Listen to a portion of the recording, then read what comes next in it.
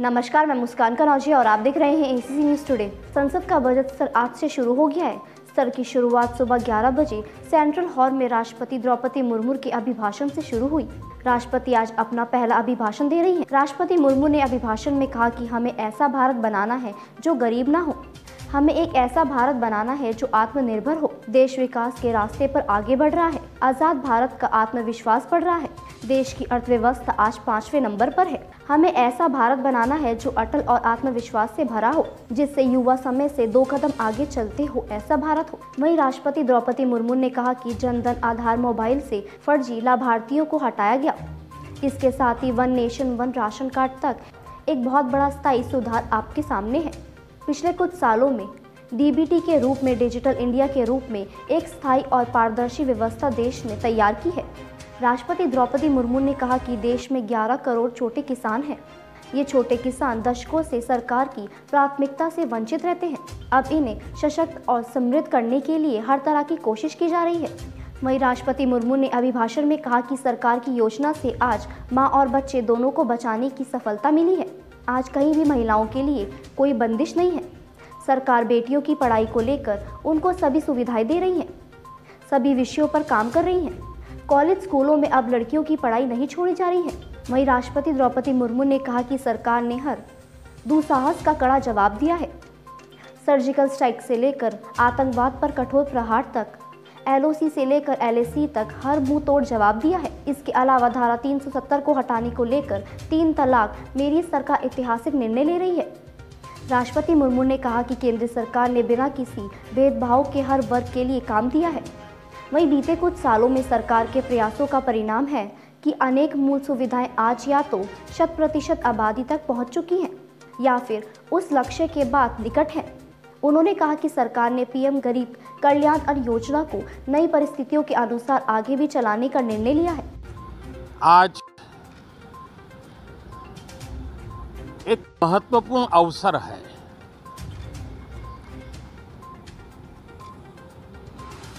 भारत के वर्तमान राष्ट्रपति जी की आज पहली ही संयुक्त सदन को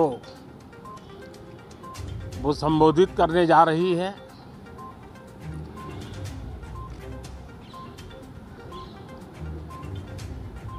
राष्ट्रपति जी का भाषण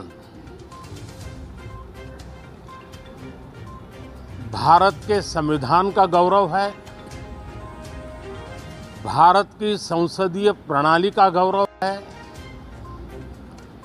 और विशेष रूप से आज नारी सम्मान का भी अवसर है और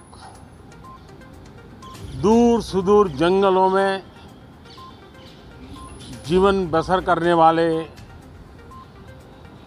हमारे देश के महान आदिवासी परंपरा के सम्मान का भी अवसर है। न सिर्फ सांसदों को, लेकिन आज पूरे देश के लिए गौरव का पल है कि भारत के वर्तमान राष्ट्रपति जी का आज पहला उद्बोधन हो रहा है और हमारे संसदीय कार्य में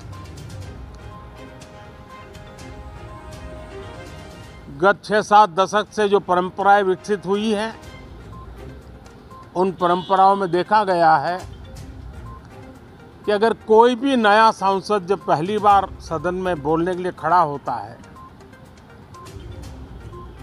तो किसी भी दल का क्यों न हो, जो पहली बार बोलता है तो पूरा सदन उनको सम्मानित करता है,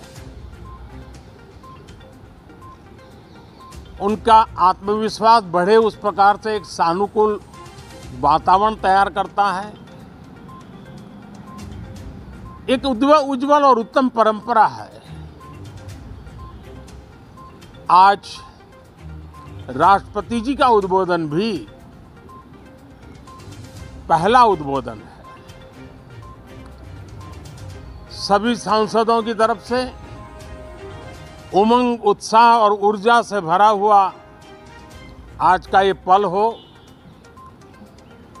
ये हम सबका दायित्व है मुझे विश्वास है हम सभी सांसद इस कसौटी पर खरे उतरेंगे। हमारी देश की वित्त मंत्री भी महिला हैं। वे कल और एक बजट लेकर के देश के सामने आ रही है। आज के वैश्विक परिस्थिति में भारत के बजट के तरफ न सिर्फ भारत का लेकिन पूरे विश्व का ध्यान है। डावाडोल विश्व की आर्थिक परिस्थिति में भारत का बजट भारत के सामान्य मानवी की आशा आकांक्षाओं को तो पूरा करने का प्रयास करेगा ही, लेकिन विश्व जो आशा की किरण देख रहा है उसे वो और अधिक प्रकाशमान नजर आए। मुझे पूरा भरोसा है निर्मला जी इन अपेक्षाओं को पूर्ण करने के लिए भरपूर प्रयास करेगी।